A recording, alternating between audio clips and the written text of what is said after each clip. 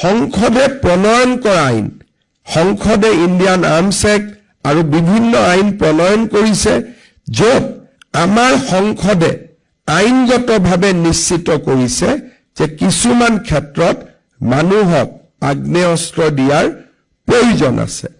আগ্নেয়াস্ত্ৰ দিয়াৰ আগতে মানুহজনৰ ওপৰত কোনো ক্ৰিমিনেল কেছ থাকিব নালাগিব, কোনো ক্ৰিমিনেল এণ্টিচিডেণ্ট থাকিব নালাগিব, অৰ্থাৎ চলিত গোচৰো থাকিব নালাগিব। এনেকুৱা নহয় যে গোচৰত অভিযুক্ত হলেহে তেওঁক আমি আৰ্মছ লাইচেন্স নিদিওঁ, গোচৰ চলি থাকিলেও তেওঁ আৰ্মছ লাইচেন্স পাবৰ বাবে যোগ্য নহয়।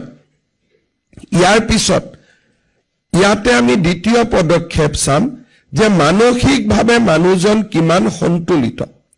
যদি মানুহজন মানসিকভাৱে সন্তুলিত নহয়, তেতিয়াও তেওঁ আৰ্মছ লাইচেন্স পাব যোগ্য নহয়।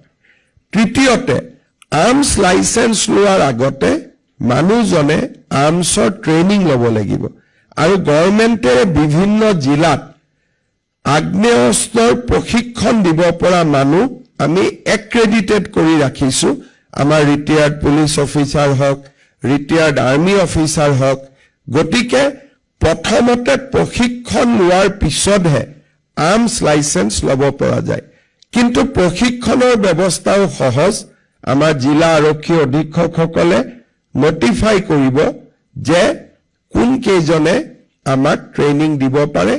ট্ৰেইনিং ইনষ্টিটিউট যেনেকৈ হয় গাড়ী চলাবৰ কাৰণে, তেনেকে আৰ্মছ ট্ৰেইনিং দিয়াৰ আমি একোজন ব্যক্তিক অনুজ্ঞা প্ৰদান কৰিম, যোনে নেকি আমাক প্ৰশিক্ষণ দিয়াৰ ব্যৱস্থা কৰিব।